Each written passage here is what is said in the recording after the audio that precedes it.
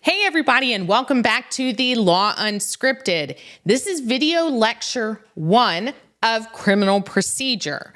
We are going to cover the Fourth Amendment in this lecture. So everything regarding search and seizure will be this one. That leads us very well into exceptions to a search warrant. General presumption is if there's no warrant, it's invalid. But we have a lot of ways that we can say, okay, there's no warrant, but here's why it is valid. Here's why it will still be a reasonable search or seizure. This is the plain view exception. We were just talking about that. Now it's called more of a plain sense exception.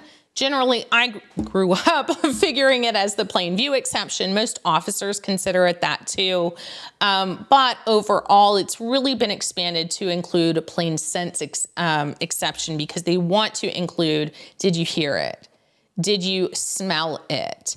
Not necessarily something different of touch, but there are different ways to expand it outside of just sight into the other senses. So the search can occur if they're standing somewhere, if they're in a place that they're lawfully allowed to be, and they happen to search it, whether it's through sensory or otherwise, right? They can see it, they can touch it, they can hear it, they can smell it. You can't go outside of your normal range of perception. You have to use the lawful vantage point. So if you're searching the garage for the car, you can go in the garage. If you see drugs on a work table, that's a plain sense exception because you're lawfully in the garage subject to a valid search warrant and you happen to see evidence of other crimes or maybe the same crime but different parts of it. So that would be reasonable. If you go into the home and start looking for, you see drugs in the kitchen, not so reasonable.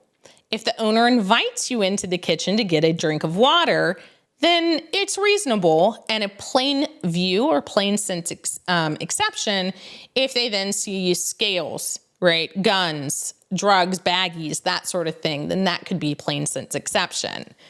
Exigent circumstances. This is when there is something happening and you have no time to throw things down and go get a warrant and come back because by the time you get back, someone will be hurt and injured, somebody may die, evidence may be destroyed. You have to act very, very quickly.